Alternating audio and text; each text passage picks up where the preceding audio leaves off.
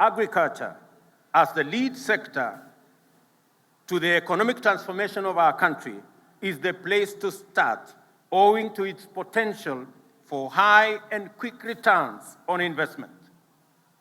But the situation in the country is wanting, and we have a severe food shortage as a result of prolonged drought in Kenya and the larger Horn of Africa region, the worst in nearly half a century, with 3 years of consecutive failed rain.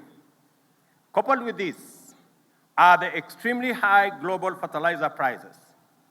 Our government's initial intervention to mitigate these challenges has been to step up food supply in northern Kenya and other regions and ensure better coordination between government and development partners.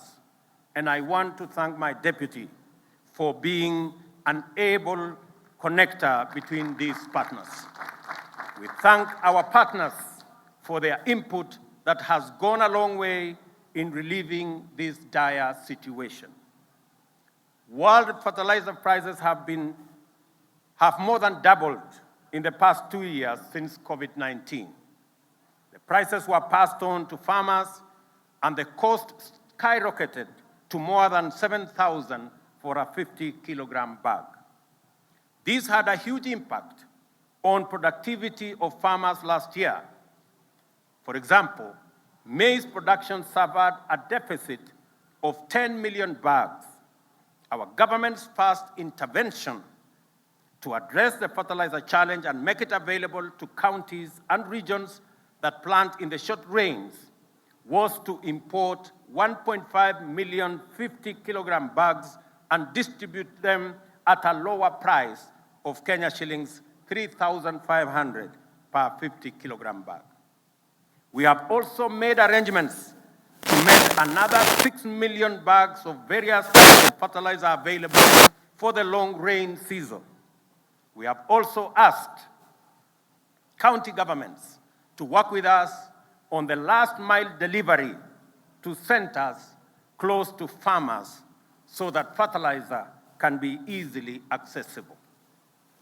These, however, are short-term measures, and we have to take very bold steps to end the perpetual cycle of hunger and dependency on rain-fed agriculture. We must eradicate hunger in our country in the shortest time possible. To do this, we have the following plan. We have to increase agricultural productivity as a first step. We will support all farmers to access quality inputs such as seeds, fertilizer, and pesticides, among others, and also ensure that our farmers have access to extension services in order to improve farming skills.